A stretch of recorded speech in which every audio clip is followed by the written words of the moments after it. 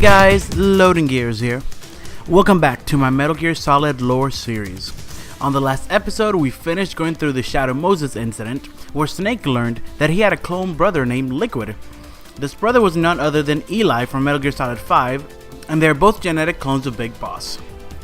After this operation, Snake left with Colonel Campbell's niece, nay, daughter, and was listed as officially dead, so that the government would not track him down. During this time, Snake also met up with Hal Otacon Emmerich, who just happens to be Huey in Strangelove's son. In this episode and the following episodes, we will go over Metal Gear Solid 2 Sons of Liberty. This game was the fourth game to be released, although it is the second to last chronologically. Being based 2 years after Metal Gear Solid in 2007, at this point in time, Snake and Otacon founded an anti-Metal Gear non-governmental organization called Philanthropy.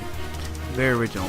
This organization focused on confirming, exposing, and often seizing the production of new Metal Gears around the globe, sometimes by means of destroying said Metal Gear. This work kept Snake and Otacon busy as, thanks to Ocelot leaking the technical specs of Metal Gear Rex on the black market, many organizations and states were creating their own versions of Metal Gear.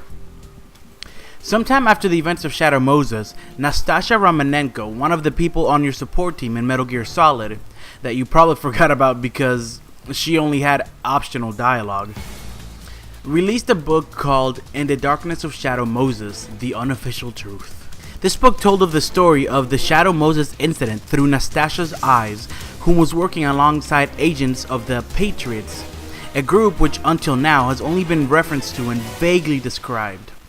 The idea to have an AI act for Zero came about in '74, when the data from the mammal pod penetrated NORAD. Clearly an AI couldn't be allowed to make its own decisions. So they would take away its ability to act, and instead create a specialized system in which the AI, bound by specific rules, filters the massive amounts of data it collects before passing it on to people, subtly guiding their decision-making. And they've got a name for Anderson's AI project. It's called the Patriots. While Nastasha could only get an abridged version of the book published, Solid Snake managed to get the full book published by giving a conspiracy theorist journalist a disc containing a copy of the full book. It was only through this book that people learned about the secrets of Shadow Moses and who Solid Snake was. However, many regarded it as a conspiracy theory. Act 1. The Tanker. Chapter 1. Infiltration. The game starts with Snake in a raincoat walking over the Washington Bridge over the Hudson River in the middle of a storm. After some time, Snake uses a stealth camouflage module to hide himself as he bungee jumps off of the bridge into a tanker called the USS Discovery. Thanks to info that Otacon dug up by hacking the Pentagon, Snake and Otacon both believe that the US Marines have a new type of Metal Gear stored in this tanker dubbed Metal Gear Ray. This Metal Gear was supposedly created as an amphibious anti-Metal Gear Metal Gear. During this time, Ocelot is seen inside a helicopter nearby observing Snake and reporting to someone that Snake is, quote-unquote, right on schedule. Otacon reminds Snake that his mission is to simply confirm the existence of the new Metal Gear being developed, take pictures of it, and expose its development to the public. Snake is essentially an extreme journalist. While Snake is scouting the area, he observes as Russian soldiers infiltrate the ship and kill the Marines patrolling the area. Snake takes a photo of one of the soldiers, appearing to be the commander of the group, and sends it to Otacon to get an ID. Snake then makes his way through and into the ship. He finds a control room where the whole crew has been assassinated and then spots a female Russian soldier outside through the windows. The female soldier is seen talking on a walkie-talkie, telling someone that Shalashaska has landed. Side note, I don't think I covered this in my Metal Gear Solid 5 videos, but apparently Ocelot, because of a series of nicknames and mispronunciations, became known as Shalashaska. So yes, she is talking about Ocelot. The female soldier confirms that they had the whole ship under control and that explosives have been placed in order to blow the ship up once they're done with their objective. The person on the other side of the call tells the female soldier to leave the ship immediately as she is carrying his grandchild, implying that she is pregnant and that the man on the other side of the call is her father. However, despite his demands, she signals her extraction team to leave her, at which point Snake, who has been sneaking up behind her during this whole conversation, reveals himself and tells her to freeze. Snake manages to force her to disarm herself, but as she's dropping her knife, she uses a distraction to shoot Snake with her knife, which was apparently a gun in disguise as well. Snake dodges it and the female soldier runs to cover, commencing the game's first boss battle. Snake and the soldier, whose name is revealed to be Olga, get in a shootout. However, Snake can only knock her out as he is only equipped with a tranq gun. Snake manages to knock her out after some time and he takes the opportunity to take her gun but leaves her alive. During this time, a drone-like machine flies over Snake and simply looks at him before flying away. This type of machine is known to Snake by the name Cypher T.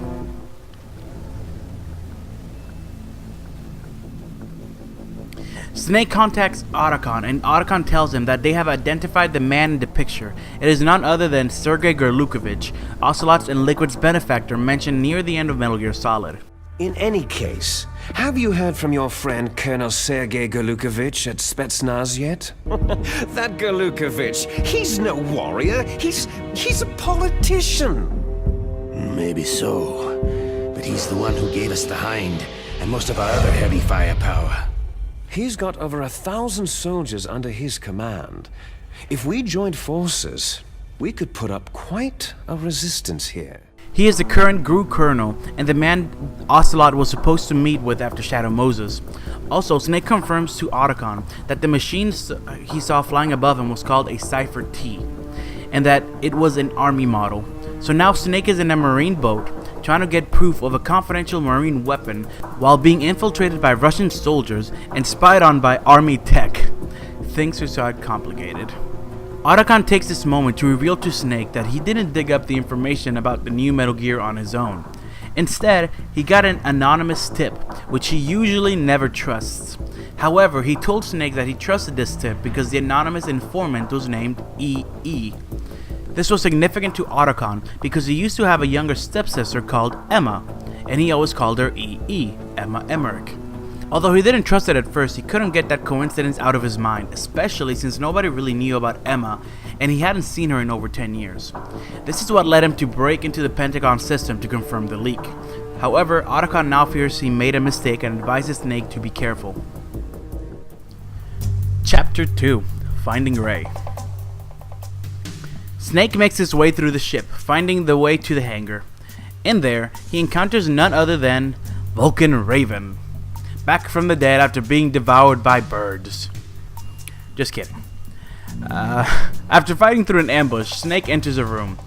Some seconds later, a Russian soldier is seen closing the door behind you for some reason. Maybe he didn't see you? I don't know, I never really got that part. But anyways, Ocelot walks up behind him and the soldier greets him. However, Ocelot unexpectedly shoots the soldier in the head and tells him that the colonel will be joining him soon, before walking away. Snake finds himself in a large room with Marines standing in formation watching a speech given by their officer. While the Commandant is in the same room as Metal Gear, the soldiers are watching him through a screen, so Snake must sneak past the Marines in order to get to the room with the Metal Gear. Before this, however, Snake gets a call from Otacon.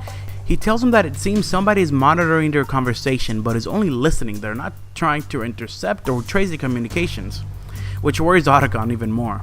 So they decide to switch transitions. This means Snake must now send Otacon the pictures through a computer nearby. Not long after entering the hangar, Snake makes his way to the room with Ray in it. There he uses the Commandant's speech as a distraction to take pictures of Ray, one from the right, front, left, and one with the Marines logo visible in it. Afterwards, he locates the computer and sends the pictures to Otacon, just in time for the Commandant's speech to end. Chapter 3: Hijacking of Ray. As the soldiers salute the Commandant, clapping is heard from somewhere in the room. It is none other than our dear friend Ocelot, walking in the backside of the room, or as we know him now, I am Shalashaska, also called Revolver Ocelot. Now rocking both of his hands again, this will be explained. When the commander asks Ocelot if he's planning on stealing Ray, as the soldiers point their weapons at Ocelot, Ocelot tells him that he won't be stealing it. Instead, he'll be taking it back. As Snake gets closer to the action, Sergei Gorlukovich sneaks up behind the commandant and holds him with a gun to his head, giving the soldiers 2 targets and a reason to not shoot either of them. The camera that was recording the speech now has its sights on Ocelot, so everyone on the boat can see what is unfolding. Ocelot tells everyone not to move as he holds up a remote and tells them that at the touch of said remote, all the Semtex explosives that he has placed on the ship will blow up, which will be enough to blow the boat out of the water. That wasn't enough to keep the Marines off of him. The Gorlukovich soldiers then make their way into the room and begin to work on the setup for Ray's hijacking. While the soldiers are doing their work, Gorlukovich begins to explain to the commandant, Scott Dolph, what he plans to do with Ray. Apparently, after the Cold War, parts and assets of Russia were sold to the highest bidder, which mainly just happened to be the USA. Gorlukovich plans on making Russia rise from its ashes using Ray. However, Ocelot interrupts him and tells him that he has no intentions of selling Ray and doesn't care about the motherland. As he said before, he has come to take it back. Not to Russia, but to the Patriots. Now, thanks to Metal Gear Solid 5, we all know what the Patriots are. In case you forgot, the Patriots are the system of AIs, artificial intelligences, that Donald Anderson, aka the DARPA chief, aka SIGINT, built in order to do the work that Zero could not as Zero's health deteriorated. But it's still unclear what Ocelot meant when he said that he is going to take Ray back to them. After all, they're just a bunch of AIs. Well, the plot thickens already. With all of that being said, this is the first time that someone playing the games in release order has ever heard of the Patriots. So to them, this is a big mystery. And that remained so for most of the game. Anyways, returning to the game, Dolph seems to know something about these Patriots, but he calls them Lalilulelo. Gorlukovich also seems to know something about them as he asks Ocelot if he has quote-unquote sold them out. Ocelot reveals to him that he was never really on his side, and Gorlukovich asks him if he's working with someone called Solidus. After Ocelot tells him that Mother Russia can rot for all he cares, he reveals that he turned from the Russians way back during the Cold War. Remember, Ocelot was undercover as a group commander back during the time of Snake Eater. So, let's get this straight before we continue, because Ocelot plays a big part in the game and in the game after this, and his role as a spy just keeps getting more and more convoluted. Like I said before, he is the ultimate spy. So, Ocelot was an American philosopher acting as a CIA spy. Under his CIA member guise, he started spying on the KGB for the CIA, and while employed by the KGB, he began spying on Gru for the KGB, whom he was spying on for the CIA, which was a cover for his real alliance with the American philosophers. However, at some point after Metal Gear Solid 3, Ocelot gets in touch with Zero and agrees to betray and destroy the philosophers in order to form Cypher. Fast forward years later, he leaves Cypher and takes Big Boss's side in the Cold War between Big Boss and Zero. He then goes on to partner with Eli, aka Liquid Snake, whose vendetta against the Patriots and Big Boss drives him to have essentially the same goal as Big Boss: create Outer Heaven and destroy the Patriots. While it's weird that he would side with a clone who seems to hate Big Boss so much, Liquid could only figuratively destroy Big Boss, as he was already dead. So as long as Liquid's plan was the same as Big Boss, to destroy Cypher / the Patriots, it seemed that Ocelot would be okay. Then, near the end of Metal Gear Solid, we realized that Ocelot was never really working with Liquid and was actually working with a third clone of Big Boss, who just happens to be the President of the United States. Finally, fast forward to the current time, it appears Ocelot has never been working with Gorlukovich either, and is now returning Ray to the Patriots, the group he has been trying to destroy ever since they were Cypher, and he broke away with them along with Big Boss. Perhaps he's trying to win their favor again, who knows? But the point is, throughout all of these ridiculous layers of spying, Ocelot has kept his guise as a loyal Russian all along. The true OP of the Metal Gear franchise is Ocelot. Chapter 4: Ocelot's Betrayal. Okay, back to the story. I'm sorry, but that breakdown of Ocelot's history really needed to happen because his spying layers are becoming very convoluted. Like I said before, he's gonna start playing a very important role again. Anyways, after Ocelot tells Gerlukovich that he has not been loyal to the Russians for decades, Gerlukovich throws Scott Dolph to the ground in anger and attempts to shoot Ocelot. However, Ocelot, being Ocelot, manages to shoot him first, and before they can even react, Ocelot shoots all the Russian soldiers as well.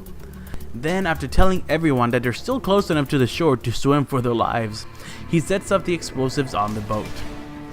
Snake makes his way to where Ocelot is, and he calls out to him. Ocelot grunts in pain while holding his arm. When this episode is over, it seems that he has assumed the persona of Liquid Snake. It's been a while, brother. Apparently, Ocelot grafted Liquid's arm onto him to replace the hand that Grey Fox cut off. Why he didn't just replace the hand instead of the whole arm is beyond me, but whatever. And by video game bullshit, this makes it so that Ocelot is somehow taken over by Liquid's persona? Don't worry, this is explained in a much less bullshit manner. Unfortunately, it's at the end of the next game. Ocelot, or Liquid, then jumps inside of Ray and begins his escape. As the Marines attempt but fail to take down Ray, Liquid uses the quarter cutter built in Ray to cut a hole in the ship and make his getaway while leaving the ship to sink with Snake in it. However, Snake is seen swimming out of the ship before it sinks.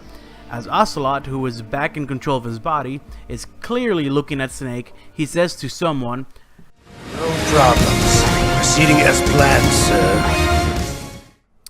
Ray then dives into the ocean and a wave is seen pushing Snake down into the ocean. As Ray swims away through the water, he confirms to the person he's talking to that something happened at a location they discussed. That something probably being the sinking of the tanker. He then tells him that they have photographic evidence of Snake on the scene thanks to the Cypher T we saw earlier in the mission. He mentioned that he's looking forward to seeing the newsflash that will come out on the next day. Finally, he ends the conversation by calling him Mr. President. So again, he's talking to the third clone we learned about at the end of Metal Gear Solid, who just happens to be the President of the USA. Remember though, this is 2 years after Metal Gear Solid. The scene ends with Otacon calling Snake's name. Snake!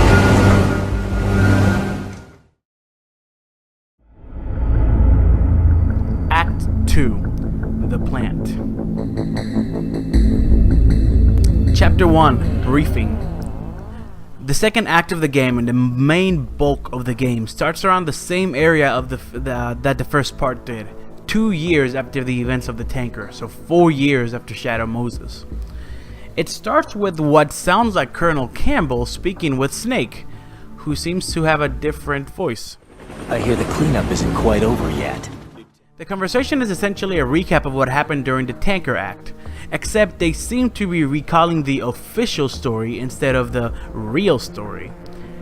A different voice Snake says that terrorists blew a hole in a tanker full of crude oil close to the shores of Manhattan. Technically true, but kinda missing important parts of the story, huh? Plus, did that tanker even have oil in it? Anyways, it appears that very soon after that, the government installed an oil fence around the whole thing and built an offshore cleanup facility around the oil fence. This facility was dubbed the Big Shell. According to Campbell, a group which was formerly part of an anti-terrorist squad of the Navy SEAL has taken over the Big Shell. This group is called Dead Cell. Along with them is there also a Russian private army. As Alpha and Bravo team of SEAL Team 10 descend on helicopters, Snake makes his way into the big shell using an underwater route. As he does this, we continue hearing Campbell's briefing. He informs Snake that the terrorists are demanding $30 billion. They believe the demands will be met because during the time of the takeover, a government tour was taking place. Dead Cell and the Russian mercenaries took them hostage. Not only are they all important government personnel, but among them is the President of the United States, James Johnson. Mind you, this is not the man Ocelot has been speaking to. This is 4 years after Metal Gear Solid. So the president Ocelot was talking to is no longer in office. Anyways, if their demands are not met, they plan to blow the big shell out of the water along with the hostages, causing chemicals cleaning the oil and the oil itself to leak into the ocean, which would set the Manhattan Harbor ablaze. Not just that, but this would release toxins containing high levels of dioxins into the sea, essentially killing the whole ecosystem. As Snake enters the facility, he notices that the metal fence that was supposed to be keeping him out was cut open. As Snake swims up into the big shell and out of the water, we hear our main objectives: infiltrate the big shell, which we just did, to safeguard the hostages, especially the president, and disarm the terrorists by any means necessary. Finally, Campbell makes it clear that despite the fact that SEAL Team 10 and Foxhound are working for the same goal, Snake cannot make contact with them. What's that? I just mentioned a military organization from the last game that was supposed to be disbanded? What's that? Even if it's disbanded, Snake definitely isn't supposed to be a part of it anymore because he was declared dead and was doing his own thing with Otacon? Well, don't worry. One of those will be explained soon. Once out of the water, Snake, still having a strangely non-Snake voice, informs Campbell of the hole in the fence when he was swimming in, speculating that someone else has made it into the big shell. However, Campbell is sure that this is an impossibility. Campbell then randomly decides to change Snake's codename to Raiden for the remaining of the mission. When Raiden asks why, Campbell tells him that it's just a precaution. After some more very familiar dialogue in which we learn that most, if not all, of Raiden's training has been in VR, Raiden makes his way to the next room where he notices a guard waking up from the ground, as if someone had knocked him out.